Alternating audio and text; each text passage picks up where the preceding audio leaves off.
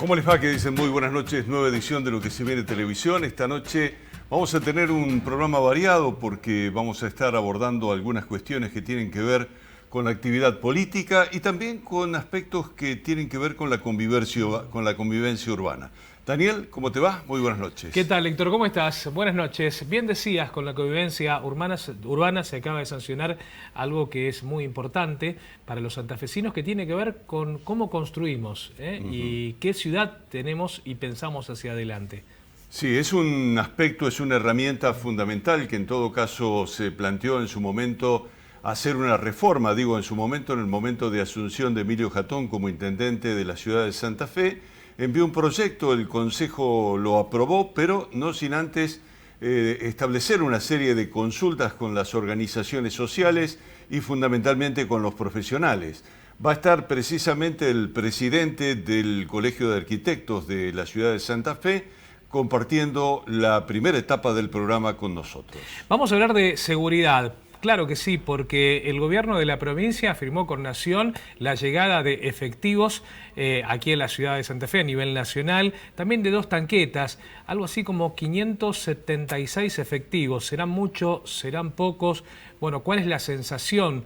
Uno piensa que en la gestión anterior, en la de Lifchi, bueno, habían mandado algo así como 3.600 efectivos. Bueno, Nación en esta etapa va a estar mandando 576. Lo cierto es que, bueno, Rosario está pasando por una situación bastante compleja y aquí nosotros en Santa Fe y en toda el área metropolitana también tenemos hechos de inseguridades muy alarmantes. Bien, además de la inseguridad vamos a estar hablando del momento político en la provincia de Santa Fe.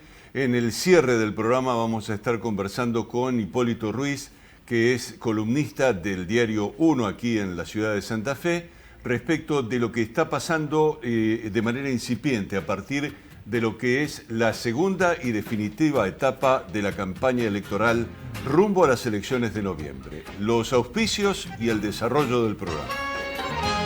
Bien, le damos la bienvenida al arquitecto Julio Cavallo. Julio, ¿cómo te va? ¿Qué tal? Muy buenas noches. ¿Qué tal? Gracias ¿Cómo por la andás? invitación. Bien, bien. Bueno, ¿qué mirada tienen ustedes con respecto a esta renovación que se ha planteado en el ámbito del municipio de Santa Fe? Sí, bueno, básicamente y lo más importante es que estamos contentos. Era una cuestión que nos venía faltando a la comunidad profesional. Hay que entender que los 2 códigos que se sancionaron, el de patrimonio con sus 25 años más o menos y el de reglamento vigente que tiene unos 50, más que evidente ya con nombrar su antigüedad que era necesaria su adecuación y traer varios temas a la actualidad, ¿no? Fundamentalmente uno lo que está viendo es que en los últimos años fundamentalmente se ha acelerado el proceso que tiene que ver con el cambio del ambiente, ¿no? Y a partir de allí, por lo menos en este código de urbanismo se está planteando la necesidad de determinados espacios y modos de construir que colaboren en el sentido de tratar de frenar ese proceso. Sí, de diferente manera y medida el Código de Patrimonio, contemplando nuevos tramos, por ejemplo, de protección patrimonial, que antes no existía esa figura, o en el Código de Habitabilidad que reemplaza el reglamento, con su mirada incorporando temas como, por ejemplo, la eficiencia energética o la posible aceptación de nuevos materiales o sistemas constructivos. Tiene que ver un poco con esto. Pero bueno, la mirada ambiental supera también lo que es un documento, ¿no? Específicamente reglamentario, normativo, y tiene que ver con muchas otras cuestiones que bueno, es lindo también desarrollar y más profundo, ¿no? Hablábamos del código de habitabilidad y hablábamos de nuevas construcciones o nuevos formas para construir, en este caso materiales que no estaban contemplados en el código anterior. ¿Cuáles de estos materiales podrían ser? Mira, lo que se contempla ahora es la posibilidad de presentar sistemas o materiales y sistemas que no son convencionales o tradicionales. Uno está acostumbrado acá a ver diariamente el ladrillo, el hormigón, cuestiones que vienen hace décadas y están muy arraigadas en nuestro proceso de construcción. Pero, por ejemplo, los sistemas en seco o algún sistema constructivo normalizado también hoy permitiría aceptarse presentando lo que se llama certificado de aptitud técnica, los famosos CAT, que también validarían y permitirían a comunidades o según regiones o alcance poder utilizar tecnologías que no son las comunes, digamos. O sea, Y también me parece importante que abre un camino, y en eso nosotros como colegio queremos dar una mano importante, que es la construcción natural.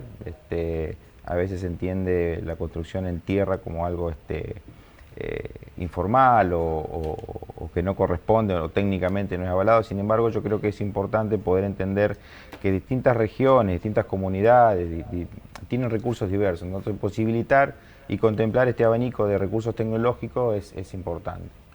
Ricardo, además del aspecto estrictamente de la vivienda, las resoluciones involucran, por ejemplo, el espacio público, las veredas.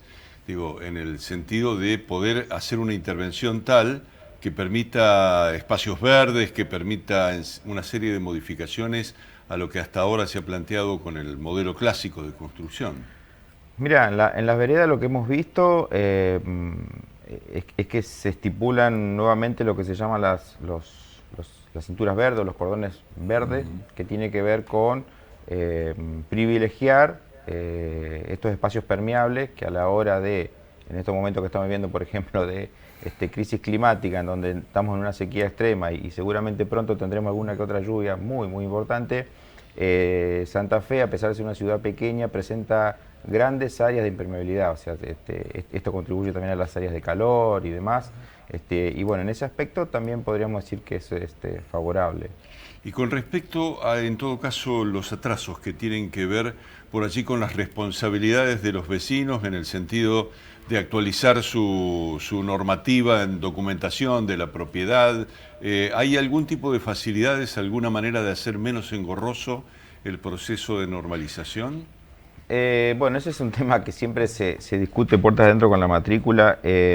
Nosotros vemos que estas famosas regularizaciones y demás son como parches que vienen a ponernos sobre la mesa las dificultades que tenemos como cuerpo social de poder acordar y tramitar de forma correspondiente las cosas. Entender que una vivienda, desde una vivienda particular hasta todo tipo de construcción, necesita una guía profesional en primera instancia, y la consecuente presentación de documentación requerida es fundamental. Entonces, son cosas que no tendríamos que estar acá discutiendo, pero que se hace necesario porque, sobre todo en tiempos de crisis como ante problemas o distorsiones, por ejemplo, en lo que son los plazos de presentación, o que estamos sufriendo por el momento, por ejemplo, en la Municipalidad de la Ciudad de Santa Fe, uno de los municipios que compone nuestro distrito en el colegio, también fomentan estas cuestiones. O sea que es como hay varias dimensiones que hay que atacar para facilitarle al comitente en ese sentido y al profesional sobre todo, que en este caso es el que estamos representando,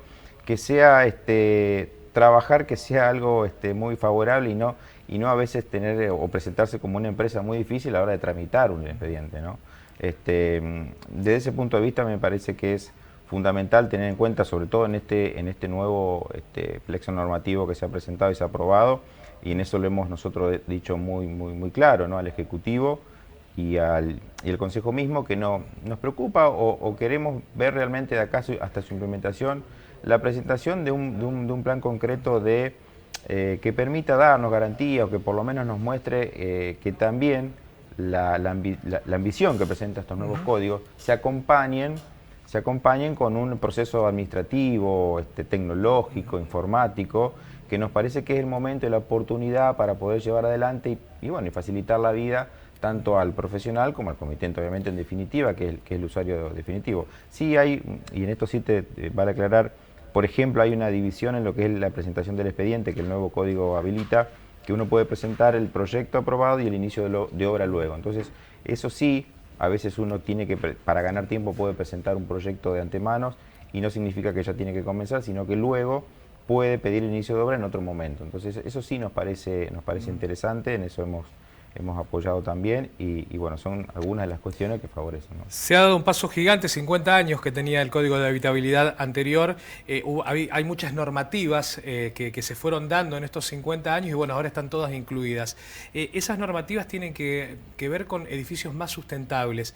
Se ha hablado del tema de que todos los edificios a partir del mes de marzo del próximo año que comiencen a construirse tendrán que tener características que son distintas a las de hoy en función a que sí o sí tienen que tener sus respectivos balcones y una determinada cantidad de cocheras. También espacios para las bicicletas. Sí, así es. Si bien se venía estipulando de manera no concreta, me parece que el código arroja luz sobre eso y lo establece en forma definitiva. A mí me parece que también es correcto, sobre todo en determinados tipos de edificios, en determinados tipos de usos. La bicicleta hoy se ha masificado en ciertos segmentos etarios también, ¿no? No hay que entender que la bicicleta tampoco es una cuestión que tiene que dominar sobre otras, sino que tiene que convivir, ¿no? Me parece que eso está muy bien. Con respecto a los balcones, se exige un porcentaje, eso también hay que ver cómo se desarrolla en el tiempo, en el proceso del desarrollo de este código. Y bueno, en general, la parte tecnológica, me comentaste, la parte sustentable. Sí, yo creo que lo que se viene acá y que este código también abre un poco la puerta es a lo que es etiquetado de vivienda energética. Y eso sí me parece trascendental porque, mira, nosotros venimos con respecto al primer mundo unos 20 y pico años atrasados. Para que se den una idea, en París, por ejemplo, puso fecha límite para el 2023 para que las casas en alquiler presenten su etiqueta. Presentar la etiqueta, para que tengan una idea, es como cuando uno ve un electrodoméstico que tiene las etiquetas de eficiencia, es ni más ni menos que eso. Es la obligación de que todo uso habitable presente una calificación. Eso hace a que se valore más desde su valor comercial, de su valor de venta, desde su valoración ambiental. Y eso tiene que ver con que Santa Fe, desde la gestión anterior, tiene una ley sancionada que está, calculo que pronto a implementarse, que tiene que ver con esto, ¿no? Con establecer a nivel provincial el etiquetado de vivienda. Y eso sí, en conjunto, me parece que es un paso muy, muy, muy importante. Bien, Julio, muchísimas gracias por haber venido y esperemos concretamente que este tema, cuando se ponga en práctica, la población lo pueda percibir, digamos, que es lo que en definitiva a la gente le interesa, ¿no? Por ahí ustedes sí tienen el problema profesional de todos los días, pero creo que la gente lo que necesita es estar absolutamente segura de lo que está haciendo y dónde está viviendo. Que tengas buenas noches, gracias por venir. Gracias a ustedes por la invitación. Vamos a hacer una muy breve pausa, ya estamos con ustedes. Bien, y tenemos el placer sinceramente de que esté en los estudios aquí de Cable Video de Carlos del Frade, el diputado provincial, es candidato a diputado nacional en las próximas elecciones de noviembre. Carlitos, ¿cómo andás? Muy bien, muy bien. Recién llegado. Sí, recién llegado. Sí, nos consta. Carlos, me parece, para arrancar la conversación contigo, que hay un tema que vos planteás que es básico de la política, y es el debate en un proceso electoral. Entonces, ¿qué está pasando con la posibilidad de un debate electoral? Sí, no, voluntad del resto de la dirigencia política, de los medios de comunicación, del Estado, ¿cómo es la cosa? Bueno, vamos a empezar por la crítica, total, yo ya estoy es la más fácil, con la piel curtida además. Los grandes medios de comunicación, estoy hablando de los canales abiertos de la provincia de Santa Fe, los canales abiertos de la provincia de Santa Fe. 300.000 pesos te piden por una nota de 5 minutos. Una barbaridad. Esto significa que solamente la democracia es para los partidos políticos con grandes billeteras. Nosotros nos quedamos afuera. Ahora, cuando te quedás afuera de los canales de televisión abiertos, te quedás afuera de la consideración popular, porque siguen siendo masivos. Entonces la democracia se achica a los partidos políticos que tienen grandes billeteras. Es un problema serio para la democracia de la provincia de Santa Fe. A esos tipos yo no le puedo pedir abrir el espacio para el debate, porque en todo caso van a elegir a quién van a llevar a debatir, que generalmente va a tener que ver con quién pone esa enorme cantidad, esa obscena cantidad de dinero.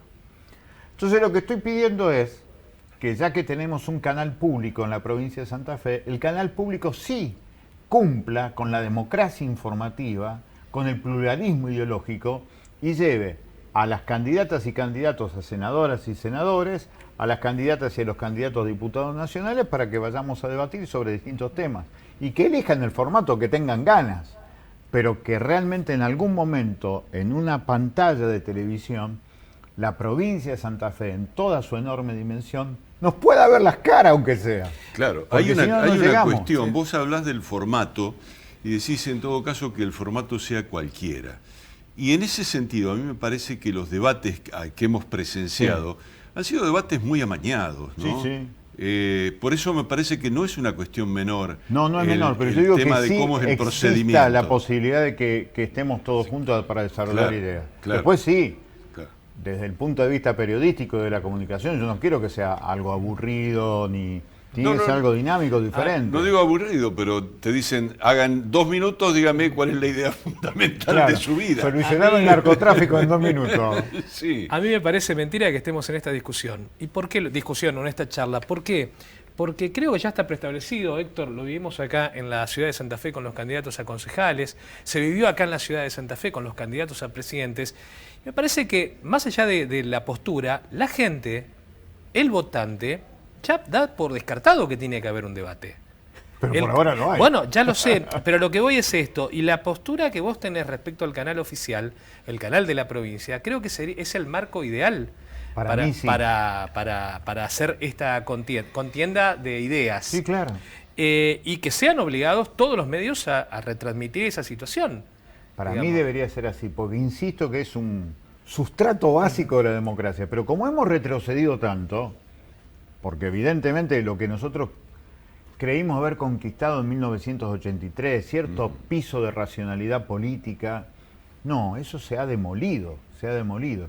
Como se demolió el trabajo, como se demolió la industria, se demolió también la conciencia política y ciudadana, por un montón de razones, que da para dar un ensayo filosófico político, pero lo cierto es que se ha retrocedido en esta idea de que justamente sea algo que supuestamente debería ser natural que tengamos debate. No es natural, porque los grandes medios de comunicación, que son grandes empresas, los únicos que le interesan no es la democracia, sino la guita que pueden recaudar cuando llegan las cuestiones electorales. Sí, hay un tema, además hay un tema conexo, y es la influencia que tienen los medios nacionales dentro de la provincia de Santa Fe. Sí. Eso es muy importante porque, en definitiva, terminamos discutiendo o considerando lo que pasa en otros ámbitos, fundamentalmente en el AMBA. Y esa discusión nos la traen a nosotros como si fuera nuestra, cuando nosotros tenemos nuestras propias particularidades, nuestras propias características. Y nuestra historia. Y nuestra historia y todo lo demás. Nuestra identidad. Claro. Y de eso prácticamente no hay manera de volver a percibirlo. Yo no puedo entender que en el lugar que estuvo Lisandro de la Torre va a estar una señora que no vive en Santa Fe, que no vota en Santa Fe y va a ser la heredera de Lisandro de la Torre. Eso es tremendo. Por eso digo que creemos que hay cosas que se han consolidado de la democracia y no es así. ¿Por qué una persona, miles de personas, votan como representante de la provincia de Santa Fe a alguien que ni siquiera vota en la provincia de Santa Fe? Esa es una cuestión en donde a la gente, de tanto tratarla como cliente, viste que al cliente siempre tiene razón. Sí. Bueno, eso es terrible, eso es demagogia pura, barata, y ha servido para generar una conciencia política mínima que realmente le hace mal al propio pueblo de la provincia de Santa Fe. Estas próximas elecciones, bueno, carecen un poco de ideas y de propuestas. Pero voy a esto, o lo que vimos en lo que fue la preselección. Claro. Permíteme cambiarte de tema sí, y en este caso ir netamente a algo que los santafesinos pedimos, que es la seguridad. Sí. Es un tema que vos manejás bien. Yo cuando arrancamos el programa, en la introducción hablábamos con Héctor, y yo digo, no da sabor a poco la ayuda que viene, entre comillas, a nivel nacional de estas 500 y chirolas de personas. Uno tiene que pensar que no van a estar las 24 horas, son efectivos que tienen que rotar en turnos de 6 horas, eso quiere decir que para Santa Fe y para Rosario son pocos. En la gestión anterior del IFCHI, Nación había mandado 3.600. Estamos hablando de 500 y chirolas más 2 tanquetas, eso también hay que aclararlo. Es ahora poco y no sé si la gente toma dimensión de eso. No, yo creo que no, porque además el anuncio se hace para la espectacularidad mediática también. Cuando lleguen los 575 integrantes de las fuerzas federales, que van a ser mayoritariamente gendarmes, lo van a retransmitir por todos lados y tanto el gobierno de Perotti como el gobierno nacional se van a sacar una foto para decir nosotros estamos haciendo cosas por la seguridad. Miren, traemos a estos Robocop para que estén en los barrios de Santa Fe y en los barrios de Rosario. Ahora, ¿eso soluciona algo? No. porque cuando llegó en abril del 2014 Sergio Berni, ese día con 3.000 integrantes de distintas fuerzas federales, 4 helicópteros que sobrevolaron Rosario, iban a desarticular 68 puntos alfas, le decía él, donde se iba a secuestrar una gran cantidad de droga, una gran cantidad de dinero, una gran cantidad de armas, terminó con 800 gramos de marihuana secuestrado, una persona detenida que estaba embarazada, un enorme papelón. A eso después vino el otro procedimiento que trajo Patricia Bullrich, efectivamente, como vos bien decías, cuando estaba Miguel como gobernador. Y realmente fue también otro papelón, porque la violencia urbana siguió creciendo. Porque el negocio del narcotráfico es eso, negocio, circulación de dinero. Y por más que pongas patrulleros y armas, el dinero sigue circulando donde tiene que circular. Por eso la presencia en los barrios te da momentáneamente una idea de tranquilidad. Dura 3 semanas. A la 4ª semana arreglan los corruptos de las fuerzas federales con los corruptos de la policía provincial, se vuelven a liberar las zonas y tenés el desastre que solemos tener en los barrios de Santa Fe, en los de Rosario, en Rafaela, en Reconquista, en San Lorenzo y en Venado Tuerto. Esto es lo más tremendo.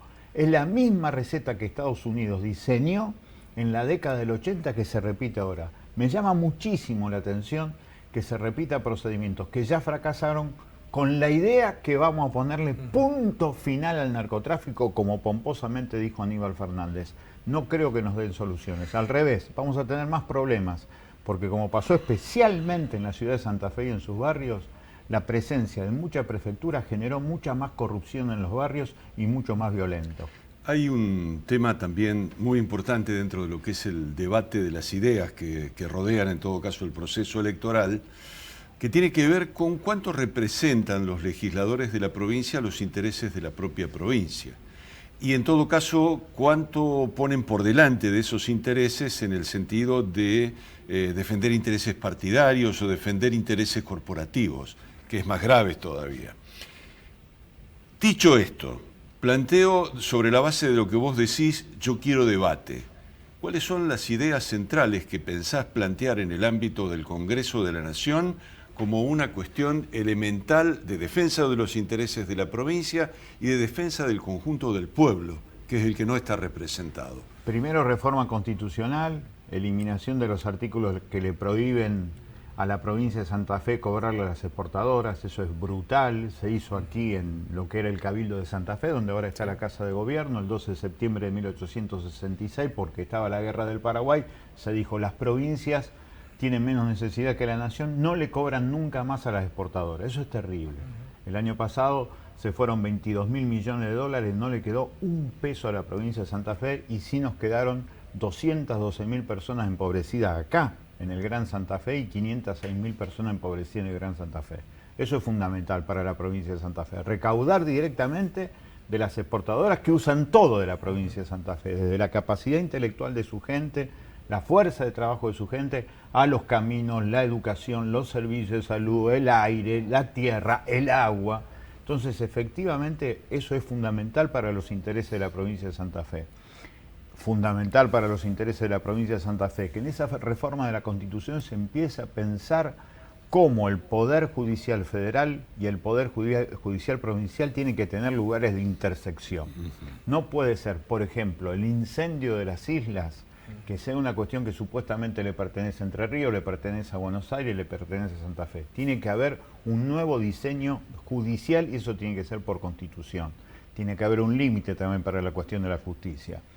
Tema del trabajo. Para nosotros es fundamental desarrollar el trabajo a través de lo que para mí tiene que ser la democratización de los puestos de trabajo en blanco. Para eso estamos convencidos, como está diciendo la Organización Internacional del Trabajo, hacer jornadas laborales de 6 horas para que, por ejemplo, en las 546 grandes empresas que tiene la provincia de Santa Fe, se generen 48.000 puestos de trabajo estables, fijos, en blanco, con plenitud de derechos laborales, que pueden ser, en primer lugar, los más castigados, las chicas y los chicos menores de 30 años, y en segundo lugar, los segundos más castigados, la gente mayor de 40 años, que mayoritariamente vive de la changa, del monotributo. Tercer cuestión, vinculada directamente a la provincia de Santa Fe, ley de humedales y de agrotóxicos. No tenemos ni a nivel provincial ni a nivel nacional una ley que permita parar la democratización del veneno que enferma tanto el ambiente como la salud de la gente. Y después las otras cuestiones vinculadas con nosotros tiene que ver el desarrollo de los trenes, volver al tren, incluir al norte provincial en lo que se llama el Plan Güemes de reactivación de los trenes de pasajeros, trenes de carga. Eso para nosotros es fundamental. Y después una quinta idea, discúlpenme, Ministerio de Deporte. El deporte junto a la educación y la salud desde el primer momento de la vida, para que el deporte genera sociabilidad, pero además reglas de juego. Y eso genera una mejor construcción societaria. Hay un problema que tiene Rosario y Santa Fe, que tiene que ver con el transporte público y la coparticipación respecto a la provincia de Santa Fe. Digo la provincia de Santa Fe porque sucede esto con todas las provincias de Argentina, pero digamos, es momento de empezar a defender algo tan pequeño que le golpea de lleno a quien va a trabajar todos los días. Todos los días, sí, y además te pasa con el interurbano también. Bueno, claramente la Argentina es un país unitario, entre otras cosas por esto que decíamos de lo que significa esto que pasó desde 1866 y nunca fue modificado. La concentración de subsidio para el transporte en Capital Federal y en el Gran Buenos Aires es obsceno ya a esta altura, así que efectivamente eso hay que hacerlo. Y después hay que revisar esta cuestión de la ley de biocombustible que se votó a la merma. Santa Fe redujo lo que le corresponde a las empresas de biocombustible, que no son las grandes exportadoras, son las medianas, las que tienen que ver con todo el proceso productivo vinculado a los cereales. Eso hay que revisar. No puede ser que las provincias petroleras tengan un mayor peso en el Congreso de la Nación que la provincia de Santa Fe o las provincias vinculadas a lo que se conoce antiguamente como la región pampeana. Me parece que esas cuestiones son vitales. Lo del transporte, insisto, es fundamental. La soberanía nacional, cuestión que tantas veces fue parte de la historia política argentina. Una discusión realmente apasionante, interesante. Muchos dicen que hoy no se puede hablar de eso. Sin embargo, me parece que, por ejemplo, de los dos grandes bloques que están instalados en la Argentina, hay uno que endeuda y condiciona el desarrollo del país, y hay otro que condiciona el desarrollo del país porque paga. Sí.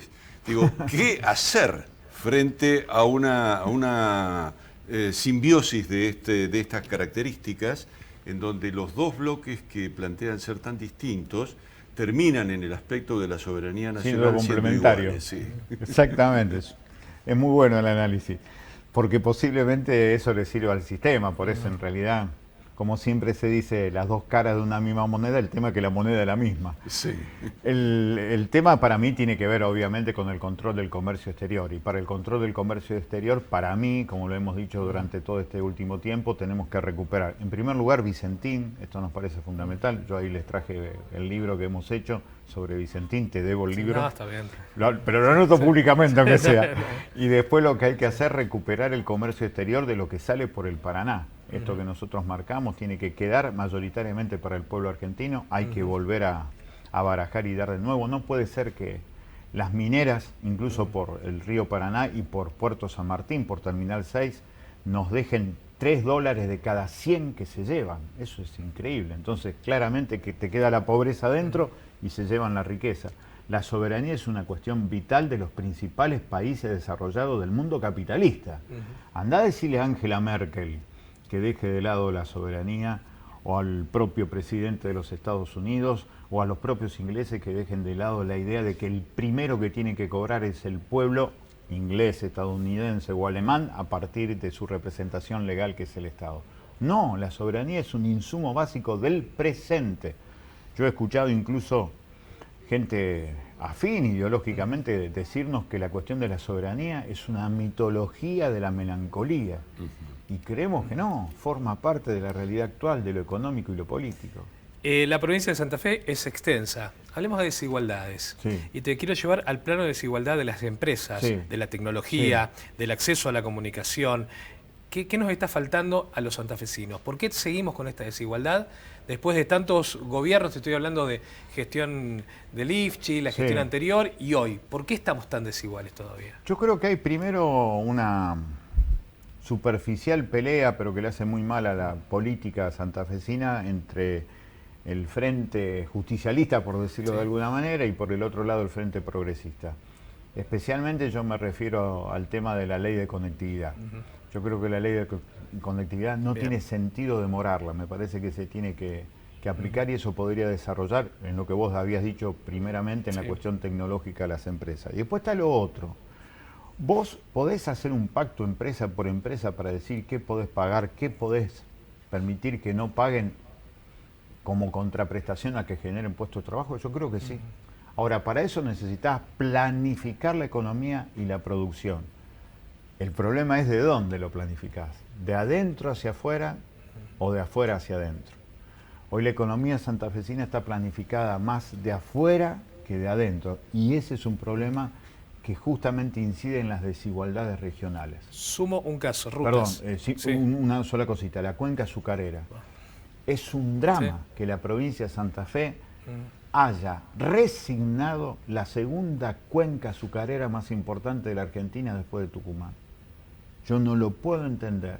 Se entiende solamente desde la lógica que la economía y la geografía de Santa Fe se piensa desde las multinacionales. Esa desigualdad también va en las rutas. Sí, las rutas se ve claramente. Ni hablar de la ruta 11, hablemos de la ruta que va... No, pero la 34, la 34 o la ruta que atraviesa el norte profundo de la provincia, desde el departamento General Obligado hasta Tostado, allí en el departamento de 9 de Julio, te vas a encontrar con una, que es la ruta de los bajos submeridionales, te encontrás con una ruta destruida. Y hay un tramo que es de tierra que llega con ripio. La ruta que quería terminar Reutemann en su momento. Yo creo que eso es el síntoma también de lo que significa una inversión que no llega. Por esto que hablabas antes, ¿quién transita? La gente, y necesitamos un mejor medio de transporte. Igualmente, ahora que se está discutiendo el presupuesto y he visto algunos números, el presupuesto para el año 2022 va a ser de cerca de 822.000 millones de pesos. Un montonazo de dinero. Imagínate que el 1% son 8.200 millones de pesos. Muchísimo dinero. Insisto de nuevo, podemos hacer una discusión democrática, que el presupuesto alguna vez en la provincia también sea un presupuesto participativo y empiecen a participar asociaciones gremiales, empresariales, regionales, para participar. Yo creo que sí. Ahora, para eso tenés que democratizar la democracia y hacer de participación ciudadana al Estado. Eso nos parece que nos está faltando a nivel nacional, a nivel provincial y a nivel municipal. Bien, Carlitos, se nos terminó el tiempo. Bueno, muchas gracias, ha sido un placer. Gracias por tantas invitaciones. No, bueno, está bien. A nosotros nos interesa conversar contigo y enriquecer, en todo caso, la posibilidad de un análisis de parte de la sociedad. En el debate yo creo que eso contigo se genera y lo reconozco. Por eso me parece importante cada vez que te invitamos que vengas. Bueno, muchísimas gracias por la invitación. Debo un libro de Vicentín, pero vamos a ir. Bueno, cuando vengan al debate público. Cuando vengas a la radio. Yo lo termino y se lo paso. Espero que no sea tarde. Dale, gracias. Bueno, vamos a hacer una breve pausa. Ya tenemos las otras dos personas que van a participar del programa. Ya venimos. Bien, vamos a darle la bienvenida al diputado nacional Federico Angelini. Federico, muchas gracias por atendernos. Muy buenas noches. ¿Qué tal? Muy buenas noches, ¿cómo les va? Bien. Bueno, contanos por favor tu punto de vista respecto de lo que ha pasado en esta semana, fundamentalmente los anuncios relacionados con la posibilidad de contar con efectivos nacionales de gendarmería, fundamentalmente, a los efectos, dice el gobierno provincial, de atender la situación de inseguridad de la provincia. Primero, de alguna forma celebrarlo en términos de que, bueno, vengan efectivos federales. Segundo, decirte que son pocos los que estarían llegando en estos primeros días, porque están hablando de algo así de 570 efectivos federales, que si uno los divide en 4 turnos, y si a eso le agrega el ausentismo generalizado que hay siempre en cualquier ámbito laboral, te terminan generando que hay 130 efectivos por turno para toda la provincia de Santa Fe. Entonces, la verdad que son pocos, pero además hay que pensar en qué vienen a hacer. Si van a venir a hacer lo mismo que están haciendo los que ya existen o los que ya están en la provincia de Santa Fe, que son básicamente efectivos federales que están haciendo operativos de tránsito, me parece que no están o el objetivo no va a ser cumplido, ¿no? Que es lograr que baje la tasa de homicidios y poder avanzar en la lucha contra el narcotráfico. Después lo otro que yo lamento es que se hayan perdido 21 meses, ¿no? Porque no hay que olvidarse de eso. El gobierno del kirchnerismo y de Omar Perotti y Alberto Fernández arrancó hace 21 meses y me parece que quedamos bastante tarde con empezar a dedicarle o darle prioridad a la lucha contra el narcotráfico. Federico, me parece importante hacer un poco de historia corta, cercana. Me estoy refiriendo a los últimos envíos que tuvimos en la gestión de Lifchi, con Puyaro como regenteando toda esta situación. Patricia Bullrich mandó 3.600 aproximadamente y se los veía así patrullar, pero hoy la situación es distinta. La delincuencia ha crecido. Si uno habla de drogas, de la cuestión narco y de las muertes que hay en Rosario, pero también hay otra situación que me parece que no se está hablando, que tiene que ver la tela que ha dejado esta pandemia, la desigualdad social que ha dejado esta pandemia y el aumento de otro tipo de delitos que es el robo cotidiano en la calle. Esa es otra situación y uno ve que esto es sabor a poco, 500 y Chirola, 576 creo que son, no es nada. Sí, es como ¿se acuerdan la zapatilla de Rucauf? Que te daban una zapatilla previo a las elecciones y después si ganaban te daban la otra. Bueno, esto es más o menos similar. Dicen que para marzo estarían llegando más efectivos federales. La verdad es que no es una buena estrategia la que se está utilizando, pero además, porque hay que entender que el narcotráfico es algo que se lo tiene que atacar todos los días. Yo le pongo un término boxístico. Hay que pegarle una piña todo el tiempo. Todo el tiempo hay que demostrar que uno está pendiente y que el narcotraficante o las distintas organizaciones delictivas tengan miedo de salir a la calle. Bueno, eso hoy no pasa. Eso hoy, lo que sucedió desde el 10 de diciembre del 2019 en adelante es un retroceso en la lucha contra el narcotráfico, porque aquellas bandas que fueron desarticuladas, que los líderes de esas bandas fueron metidos presos y demás, se empezaron a reorganizar. ¿Por qué? Porque vieron un retroceso del Estado. Ese Estado que es ahí donde tiene que estar presente, es ahí donde tiene que ser muy contundente y muy efectivo. Bueno, ahí no estuvo presente, ni contundente, ni efectivo. Bien, Federico, teniendo en cuenta que comienza la campaña electoral de las elecciones de noviembre, te pregunto cómo queda saldada la situación de las diferencias internas de Juntos por el Cambio, la participación en el proceso electoral de las PASO y, en definitiva, lo que la sociedad estableció, ¿no? Una serie de preferencias que están planteadas en la conformación de la lista. ¿Cuál es tu punto de vista? ¿Qué es lo que está pasando para dentro de Juntos por el Cambio? Mirá, si vos, digamos, recorres toda nuestra campaña, nunca atacamos, ni agredimos, ni dijimos absolutamente nada de otras listas dentro de nuestro espacio político. Nosotros creímos y estamos convencidos que ese es el mejor camino, que para hacer una campaña y por sobre todo interna, lo que uno tiene que hacer es contar lo que hizo, contar lo que quería hacer si es elegido, a través de propuestas y a través de proyectos que uno ya realizó. Y cómo y dónde estuvo en cada uno de los momentos importantes de la Argentina. Al día siguiente, el mismo día en realidad, cuando se establecieron los resultados, yo me puse a disposición y vamos a trabajar codo a codo con todos los candidatos para ganar las elecciones el 14 de noviembre, que ese es el verdadero objetivo de toda esta campaña, ¿no? Federico, gracias por estos minutos, ¿eh? Bueno, muchísimas gracias y bueno, lamento así la forma en que los tengo, pero estoy muy, muy apurado, pero no quería dejar de estar presente. Bien. Muchas gracias. La próxima vez te esperamos en estudios, ¿eh? Muchas gracias. Hasta luego. Sí, cómo no. Bueno, vamos a hacer una muy breve pausa, ya estamos con ustedes.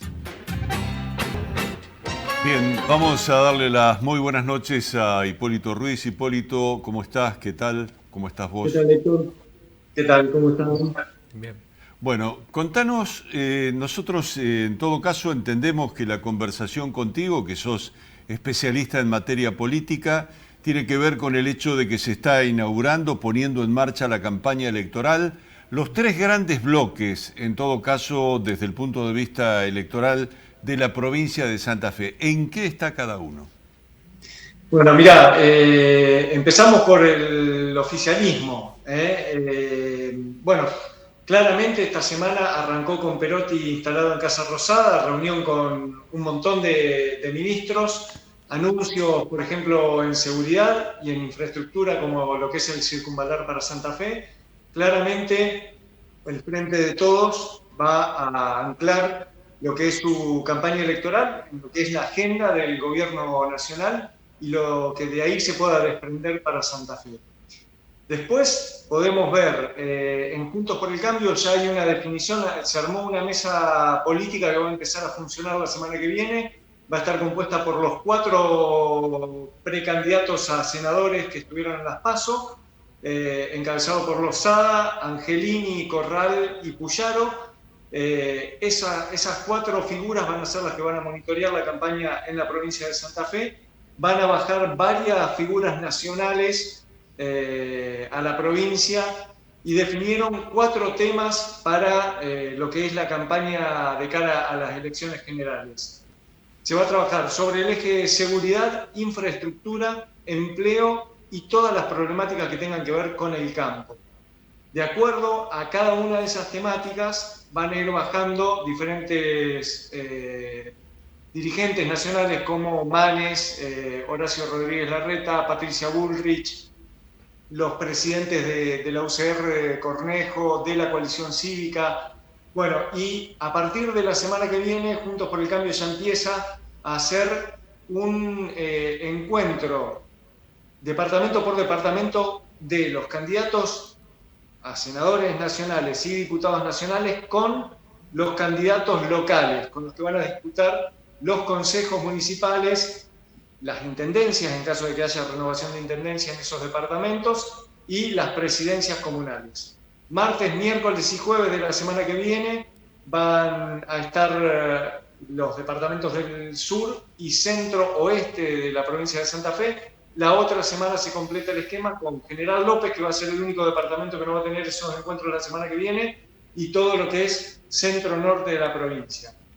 En la ciudad de Santa Fe está previsto que se haga un encuentro donde estén Patricia Bullrich, Cornejo, Maximiliano Ferrero, si no me equivoco es el presidente de la coalición cívica. Eso va a ser en la semana posterior al 12 de octubre. Básicamente el armado de campaña de Juntos por el Cambio es así. Y después el Frente Progresista está tratando de blindar los votos que consiguió en la primaria y ver si puede sumar algo más para las generales. El objetivo es tratar de llegar, aunque sea, a ocupar 1 o 2 bancas en la Cámara de Diputados. Muy lejos Clara García en el Senado para competir por la banca que tiene la minoría, la primera minoría. Hablemos un poco de la ciudad de Santa Fe y en este sentido hablemos de las 3 mujeres que están liderando cada uno de estos segmentos que vos estás hablando, cada uno de los partidos que vos estás hablando.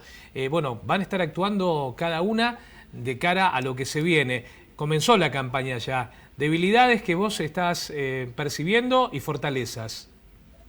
Mirá, en principio creo que el Frente Progresista, que es el oficialismo acá en la ciudad de Santa Fe, comenzó a trabajar en mejorar lo que fue la performance de Laura Mondino en las PASO. Creo que el intendente entendió el mensaje de que va a tener que salir más a la calle, pegarse más a la candidata, porque Laura Mondino no es una mujer que, a pesar de ser concejal actualmente, no tiene un gran conocimiento en la ciudad. Y el gran traccionador de votos en el Frente Progresista en los últimos años en la ciudad de Santa Fe fue Emilio Jatón. También golpeó lo que fue la gestión de Emilio Jatón con pandemia en estos primeros 2 años. Todos los ejecutivos municipales, provinciales y nacionales sintieron el impacto de la pandemia y ahora con una situación sanitaria un poco más amigable como para poder hacer campaña, creo que el oficialismo va a salir a caminar los barrios, va a salir a buscar voto por voto para mejorar lo que fueron los casi 18.000 votos que consiguió en la primaria, la peor elección del Frente Progresista en la ciudad para concejales en la última década. En el Frente de Todos supongo que la situación va a ser similar a lo que va a ser la de los candidatos nacionales, que se van a pegar a lo que pueda hacer y bajar el gobierno nacional en cuanto a obras y recursos. Lo hizo Jorgelina Mudalén en Las PASO, se pegó a lo que es el gobierno provincial y participó de todas las presentaciones de programas provinciales que hubo y de obras que hubo en la ciudad de Santa Fe, obras que eran hechas por la provincia, las presentaba prácticamente la concejala Jorgelina Mudalén tratando de renovar su banca. Esa va a ser la estrategia del PJ en la ciudad de Santa Fe y sumar todo lo que pueda mostrar en este mes y medio casi que queda hacia las elecciones. Y bueno, Juntos por el Cambio va a apostar a pegar la campaña nacional con la campaña local. Va a tratar de que el sello Juntos por el Cambio arrastre toda la cantidad de votos posible y por supuesto van a apostar también a la llegada de figuras nacionales, como puede ser Patricia Bullrich, Horacio Rodríguez Larreta, entre otros, que van a estar visitando la ciudad seguramente para apoyar a los candidatos aquí, en la capital provincial. Bueno, nos quedan 2 minutos nada más, Hipólito, pero me parece interesante dentro del informe que hiciste, muy completo, señalar la siguiente cuestión. Tarde o temprano, los candidatos también van a tener que ser protagonistas de la elección. Es cierto que se respaldan en lo que se están respaldando tal cual vos lo planteaste. En el orden del Frente de Todos, el gobernador de la provincia va a tomar un protagonismo del proceso electoral sin la más mínima duda, pero los dos candidatos, tanto el candidato a senador como el candidato a diputado, tienen que aparecer. Y la presencia de Clara García en el interior de la provincia me parece que destaca una cuestión. El Frente Progresista, por lo menos, ha intentado no perder el tiempo. ¿Tu punto de vista sobre esas dos cuestiones? Bueno, por un lado, yo entiendo que el Frente Progresista no ha perdido tiempo. Creo que Juntos por el Cambio tampoco lo ha perdido, digamos. Sí. No sé si nos estamos despidiendo ya, porque escucho una noticia. Sí, pero... sí, nos estamos despidiendo, pero terminá. No, lo que digo es que el desafío del Frente Progresista va a ser que no se lo devore la grieta, digamos. Que la grieta no termine comiéndole los pocos votos que sacó, como por lo menos para tener alguna representación más en el Congreso Nacional. Y después, a partir de mañana, oficialmente arranca la campaña electoral nacional, por lo tanto Lewandowski y Mirabella van a tener que salir a la cancha a buscar todos los votos que puedan, porque ahí se están jugando su futuro en el Congreso de la Nación. Bueno, muy bien. Poli, muchas gracias por atendernos y participar del programa de esta noche. Muchas gracias. Muchas gracias. Bueno, muy bien, Daniel. Bien, hemos hablado de varios temas, me parece interesante el programa de hoy. ¿Sí? Ha sido interesante. Bueno, por lo menos ha tenido una participación política como hace mucho tiempo no la hemos tenido, porque siempre hemos priorizado las cuestiones sociales, las cuestiones económicas, los aspectos productivos, ¿no? Sin dejar de tener una mirada política sobre eso. Pero bueno, llegan momentos de elecciones y hay que ponerse a trabajar y ver y analizar qué es lo que está haciendo cada uno con su potencialidad. Nos encontramos la próxima semana. La semana que viene estamos con ustedes. Muchas gracias.